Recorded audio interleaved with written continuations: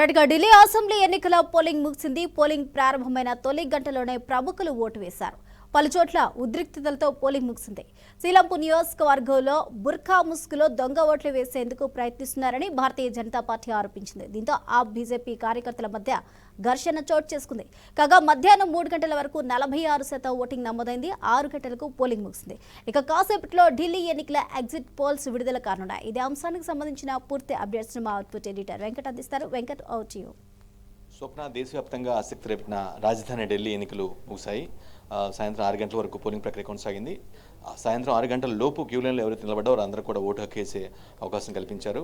Almost 6 గంటలకు polling ముగిసే సమయానికి 58.2% పోలింగ్ నమోదైనట్టుగా తెలుస్తూ ఉంది. అంటే ఎవరైతే 6 లోపులో క్యూ లైన్ నిలబడ్డారో వారు అందరూ కూడా ఓటు వేసిన తర్వాత దాని పర్సంటేజ్ పెరిగే అవకాశం కనిపిస్తుంది.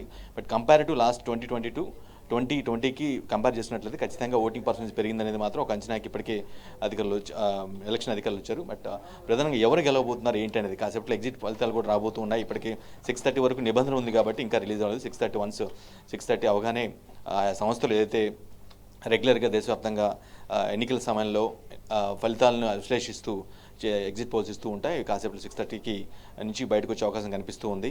సో ప్రధానంగా 3 పార్టీలు బీజేపీ, కాంగ్రెస్, అంటే కాంగ్రెస్ని అంతా తీసుకున్నంత కాదు, బట్ ప్రధాన పోటీ ఖచ్చితంగా బీజేపీ ఆప్ మధ్యాహ్నం కొనసాగుతుంది.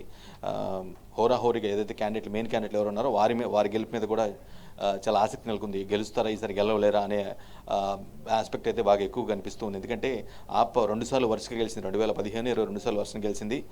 ఈసారి కూడా గెలిచామని హ్యాట్రిక్ ప్లాన్ చేసుకున్నప్పుడు కూడా కొన్ని ఆ పార్టీలో జరిగిన పరిణామాలు కావచ్చు, లిక్కర్ కేసు వ్యవహారం కావచ్చు, ఇవన్నీ కూడా కొంత ఇంపాక్ట్ చూపించాయనే ఒక వాదన అయితే బలంగా అనిపిస్తుంది. కొంత ఈసారి ఎగ్జిట్ ఫలితాలు వచ్చిన తర్వాత మేబీ ఏదైతే గతంలో జరిగాయో, అంటే ఆప్ సంబంధించినటువంటి సీఎంతో పాటు డిప్యూటీ సీఎం, మంత్రులు, కొంతమంది ఎమ్మెల్యేలు కూడా లిక్కర్ కేసు సంబంధించి అరెస్ట్ కావడం, జైల్లో ఉండటం, బయటికి రావటం, చాలా తతంగం ఇదంతా జరిగింది. కాబట్టి కొంత ప్రభావం చూపే అవకాశం కనిపిస్తుంది. ఓటర్లు ఈసారి ఆల్టర్నేటివ్గా మార్చుకున్నారు, బీజేపీకి మొగ్గి చూపారనే వాదనలు అయితే బలంగా అనిపిస్తున్నాయి. బట్ ఎగ్జిట్ పోల్స్ వచ్చితే కానీ మెజారిటీ ఎగ్జిట్ పోల్స్ ఏదైతే దేనికైతే పట్టం కడతాయో మేబీ అదే ఎగ్జాక్ట్ రిజల్ట్కి వచ్చే అవకాశం కనిపిస్తుంది. జనరల్గా మనం ప్రతిసారి ఎగ్జిట్ ఫలితాలు వచ్చిన తర్వాత మనం బేరీజ్ వేసుకుంటే మ్యాక్సిమం ఏదో ఎక్సెప్ట్ 1-2 కండిషన్స్ మినహాయించి 1-2 టైమ్స్ మినహాయించి ఆల్మోస్ట్ ఎగ్జాక్ట్ పోల్స్గా నిలిచిన సందర్భాలు మనం చాలా చూసాం గతంలో.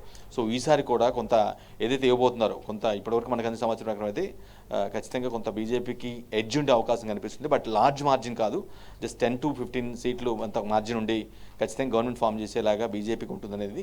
బట్ కాంగ్రెస్ పరిస్థితి మాత్రం చాలా దారుణంగా ఉన్నట్టుగా, అంటే లాస్ట్ టైం ఏ విధంగా అయితే 0 పరిస్థితి ఈసారి కూడా అదే సిచ్యువేషన్ ఉండే అవకాశం అయితే కనిపిస్తుంది. ఓవరాల్గా ఎగ్జిట్ ఫలితాల కోసం అయితే దేశవ్యాప్తంగా ఉన్నటువంటి అన్ని రాష్ట్రాల ప్రజలు ఎదురు చూస్తున్నారు. ఎందుకంటే దేశ రాజధానిలో బాగా వేయాలి ఖచ్చితంగా. ఎందుకంటే దేశం మొత్తాన్ని రూల్ చేస్తుంది ఎన్డీఏ గవర్నమెంట్. కానీ వరుసగా 3 సార్లు కూడా అక్కడ ఉన్నటువంటి రాజధానిలో జెండా పాతలేని పరిస్థితి కనిపిస్తుంది. సరే ఈసారి మాత్రం పరిస్థితి మారిందనే వాదనలు అయితే బలంగా వినిపిస్తున్నాయి. చూడాల్సింది స్వప్న. Thank you Venkat.